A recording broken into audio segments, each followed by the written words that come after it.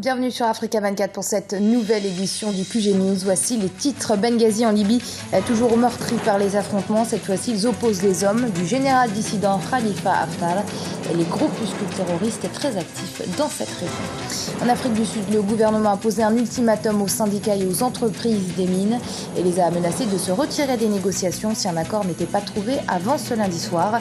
Selon les autorités, des motivations politiques se cacheraient éventuellement derrière ces grèves.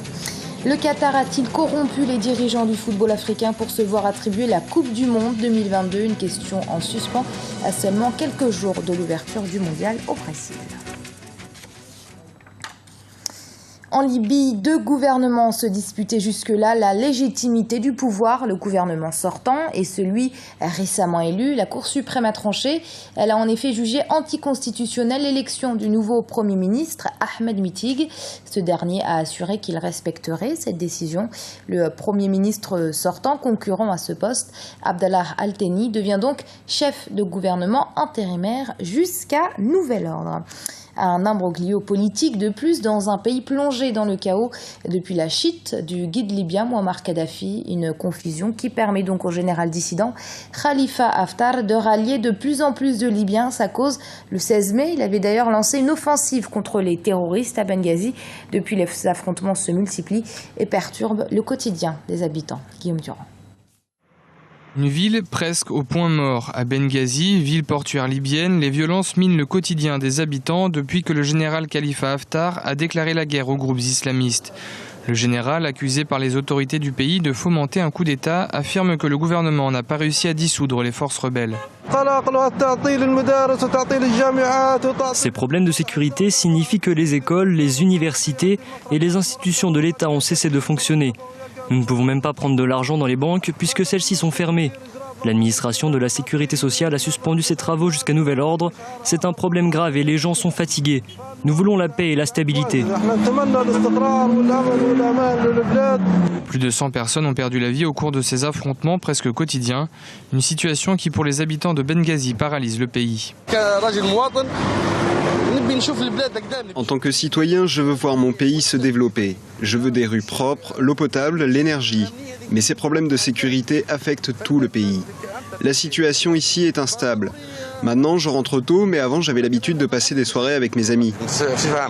Benghazi, berceau de l'insurrection libyenne qui a mené à la chute de l'ancien président Mouammar Kadhafi, a depuis 3 ans eu du mal à lutter contre ces violences et à endiguer les attaques, pour la plupart imputées au groupe Ansar al-Sharia. L'organisation islamiste a prévenu que si Khalifa Haftar poursuivait sa campagne, des combattants de la région entière pourraient venir se battre. Au Mali, suite à la détérioration de la situation sécuritaire au nord du pays, la plateforme des cadres et leaders Kel Tamashek pour l'unité nationale a organisé ce dimanche une conférence de presse pour présenter ses propositions visant à rétablir la stabilité dans la région. Parmi celles-ci, le retour immédiat de la sécurité, la matérialisation des réformes institutionnelles et la mise en place d'un véritable plan de communication. Écoutez à ce propos le géopolitologue Samuel Gembok. Je pense que pour le cas du Mali, déjà on fait face à des combats qui sont typiquement asymétriques. Et à ce niveau encore, il faut une coordination institutionnelle, non seulement permanente, mais de circonstances. Ça veut dire quoi? Ça veut dire que face à l'urgence de cette menace, face aux attaques répétitives de la part du MNLA, il faut une coordination institutionnelle à la fois au niveau national, mais également au niveau de la sous-région. Aussi, il faut y intégrer la participation des forces étrangères, notamment la présence des forces françaises sur le terrain. Donc, je pense que les moyens militaires, strictement militaires, ne sont pas suffisants pour lutter contre le terrorisme. La grève des mineurs sud-africains paralyse toujours l'économie nationale et ce depuis 5 mois maintenant. Les négociations se poursuivent ce lundi entre les entreprises et les centrales syndicales. Mais l'ANC, parti au pouvoir et médiateur dans ces pourparlers, s'interroge et si cette grève n'était pas uniquement due aux revendications sociales des mineurs et s'il y avait derrière tout cela une volonté politique de déstabiliser l'Afrique du Sud. Aminata Diak nous en dit un peu plus.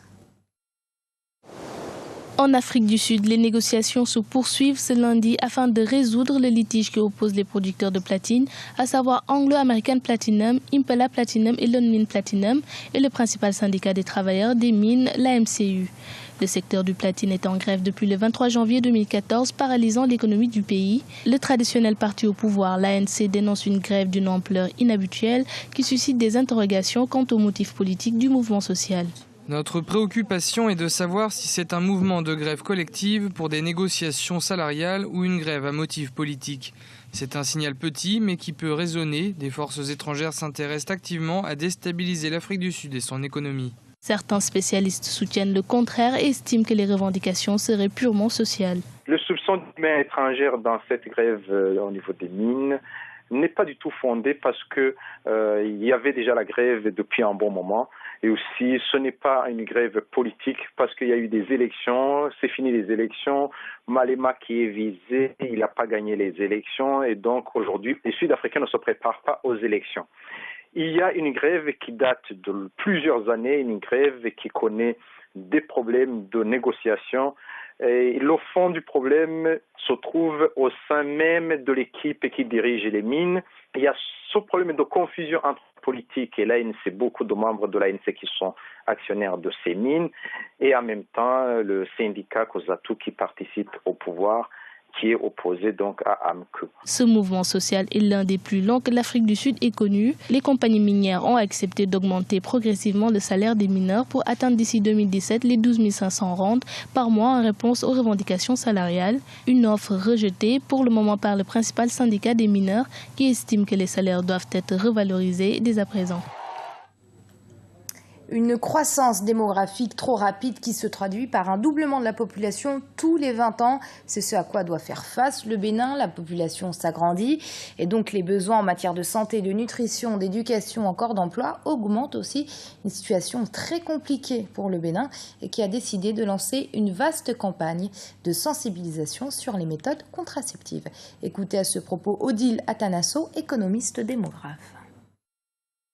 La fécondité n'a pas baissé aussi vite que la mortalité à cause des progrès de la science. Donc, on a pris la décision de faire la campagne. Moi, en tant qu'économiste démographe, la population n'est pas le gros facteur de la pauvreté. Et si on avait une population qui était instruite et en bonne santé, la population, elle peut être un facteur de croissance économique. Mais le problème, c'est qu'on a une population analphabète. Nous sommes, je crois, à 67,5% d'analphabétisme de 15 ans et plus. Donc, la population, quantité, comme disait Becker, ne nous arrange pas. Mais, comme j'ai toujours dit, la décision de faire des enfants, c'est une décision individuelle. Ce n'est pas en faisant la basse campagne qu'on va pouvoir toujours atteindre les objectifs. Il vaut mieux instruire toute la population pour que la population fasse le choix de réduire la pauvreté plutôt que de leur imposer. Retour sur la présumée affaire de corruption dans l'attribution du mondial 2022 de football au Qatar. D'après les révélations du Sunday Times, Mohamed bin Hammam, l'ancien vice-président de la FIFA, aurait octroyé plusieurs millions de dollars à des représentants du football international afin de s'assurer de leur soutien lors de l'attribution de la Coupe du Monde 2022 au Qatar. Une corruption qui toucherait le continent africain à grande échelle. Tour d'horizon des principaux mis en cause avec Gradiela Tchakounte. Nouveau rebondissement dans la présumée affaire de corruption orchestrée par les Qataris. À quelques heures du coup d'envoi du mondial 2014 le 12 juin, des documents accablant plusieurs responsables du football ont été publiés. Des documents qui tendent à prouver les accusations du Sunday Times. D'après le quotidien anglais, il serait plusieurs dizaines de dirigeants internationaux à avoir été corrompus, parmi lesquels une majorité d'Africains. Premier mis en cause, le président de la Confédération africaine de football, Issa Hayatou. Tout sauf une surprise selon certains spécialistes. On connaît un peu comment ça marche dans ce milieu-là. Après, c'est pas forcément que des versements d'argent. Ça peut être un beau voyage, ça peut être un bel hôtel, ça peut être, on vous paye par-ci par-ça des petits cadeaux. Je dis pas que tout le monde le fait, mais presque. On le sait. Et de toute façon, vu les noms impliqués, je pense pas qu'il y aura beaucoup de sanctions. Il y aura beaucoup de grosses sanctions. On parle de Platini, on parle d'Hayatou, on parle de joueurs connus en Afrique comme George Weah ou Salif Keita, qui sont un peu tous mouillés dans cette histoire.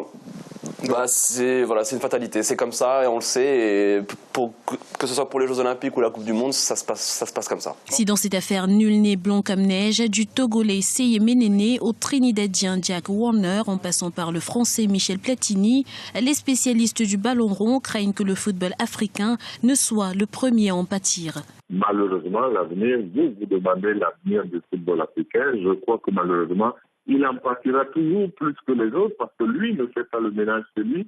Les autres finiront par faire le ménage chez eux puisque ça vient de là-bas. Et de là-bas, c'est que sont nées les questions.